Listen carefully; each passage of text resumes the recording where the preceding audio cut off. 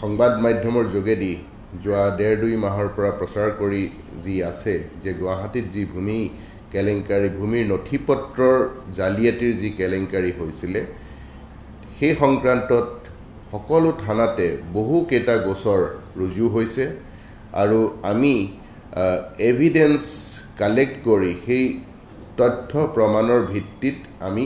কেইবাজন লোকক আটক কৰিছোঁ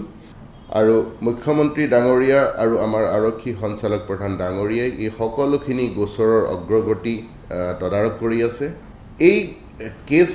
যিমানখিনি আমাৰ ৰেজিষ্টাৰ হৈছে তাতে যাৰ যাৰ বিৰুদ্ধে যি ব্যক্তিৰ বিৰুদ্ধে আমি তথ্য প্ৰমাণ পাইছোঁ সেই তথ্য প্ৰমাণৰ ভিত্তিত আমি সেই সকল ব্যক্তিক সোধা পোছাৰ কাৰণে আনিছোঁ আৰু তাৰ মাজতে কোনো ব্যক্তিক আমি আটক কৰি অৱশেষত গ্ৰেপ্তাৰ কৰিছোঁ। যোৱাকালি আমি যি দুজন ব্যক্তিক সোধা পোছাৰ কাৰণে আটক কৰিছিলোঁ তেওঁলোকৰ বিৰুদ্ধে যথেষ্ট প্ৰমাণ আছে, তেওঁলোকৰ ইনভলভমেণ্ট আছে এই গোটেই নথিপত্ৰৰ জালিয়াতিৰ গোটেই গোচৰ কেইটাত। এজন ব্যক্তি হ'ল ইয়াৰে ছিনিয়ৰ সাব ৰেজিষ্ট্ৰাৰ আছিলে নিহাৰেন্দ্ৰ থাউচেন, তেখেতক কলিকতাৰ পৰা আটক কৰি অনা হৈছে আৰু এজন সাব ৰেজিষ্ট্ৰাৰ ৰঞ্জিত চৌধুৰী, তেখেতৰ বাসগৃহৰ পৰা গুৱাহাটী পুলিচে আটক কৰিছে আৰু দুয়োগৰাকী ব্যক্তিক আজি গ্ৰেপ্তাৰ কৰা হৈছে আৰু আজি বিয়লি বেলালৈ দুয়োগৰাকী ব্যক্তিকে আদালতৰ সন্মুখত হাজিৰ কৰোৱা হ'ব। আমি ষ্টেপ বাই ষ্টেপ ইনভেষ্টিগেশ্যনখিনি আগুৱাই লৈ গৈ আছোঁ আৰু তথ্য প্ৰমাণৰ ভিত্তিত যি ব্যক্তিৰ বিৰুদ্ধে তেনেকুৱা তথ্য প্ৰমাণ আহিছে সেইসকলৰ বিৰুদ্ধে আমি বৰ্তমানলৈকে যি একশ্যন ল'ব লাগে লৈছোঁ আৰু পৰৱৰ্তী পৰ্যায়তো আমি কোনোবা যদি তাত দোষী বুলি আমাৰ প্ৰমাণ পাওঁ তেতিয়াহ'লে সেইসকল ব্যক্তিৰ বিৰুদ্ধেও আমি আইনগত ব্যৱস্থা ল'ম। সংবাদ মাধ্যমৰ যোগেদি যোৱা 1.5-2 মাহৰ পৰা প্ৰচাৰ কৰি যি আছে যে গুৱাহাটীত যি ভূমি কেলেংকাৰী ভূমিৰ নথিপত্ৰৰ জালিয়াতিৰ যি কেলেংকাৰী হৈছিলে সেই সংক্ৰান্তত সকলো থানাতে বহু কেইটা গোচৰ ৰুজু হৈছে আৰু আমি এভিডেন্স কালেক্ট কৰি সেই তথ্য প্ৰমাণৰ ভিত্তিত আমি কেইবাজন লোকক আটক কৰিছোঁ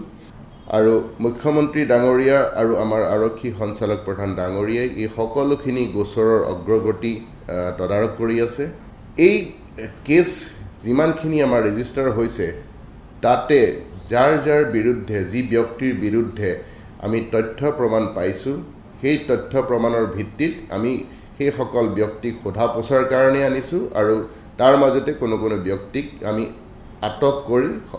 অৱশেষত গ্ৰেপ্তাৰ কৰিছোঁ। যোৱাকালি আমি যি দুজন ব্যক্তিক সোধা পোছাৰ কাৰণে আটক কৰিছিলোঁ তেওঁলোকৰ বিৰুদ্ধে যথেষ্ট প্ৰমাণ আছে, তেওঁলোকৰ ইনভলভমেণ্ট আছে এই গোটেই নথিপত্ৰৰ জালিয়াতিৰ গোটেই গোচৰ কেইটাত। এজন ব্যক্তি হ'ল ইয়াৰে ছিনিয়ৰ সাব ৰেজিষ্ট্ৰাৰ আছিলে নিহাৰেন্দ্ৰ থাউচেন, তেখেতক কলিকতাৰ পৰা আটক কৰি অনা হৈছে আৰু এজন sub registrar Ranjit Choudhury,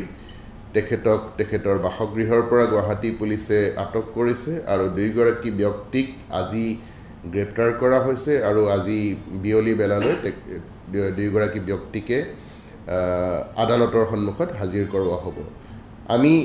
step বাই ষ্টেপ ইনভেষ্টিগেশ্যনখিনি আগুৱাই লৈ গৈ আছোঁ আৰু তথ্য প্ৰমাণৰ ভিত্তিত যি ব্যক্তিৰ বিৰুদ্ধে তেনেকুৱা তথ্য প্ৰমাণ আহিছে সেইসকলৰ বিৰুদ্ধে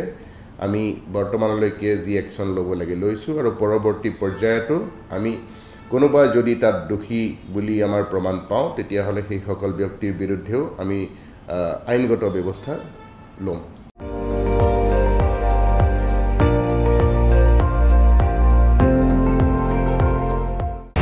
আপুনি চাই আছে ND24,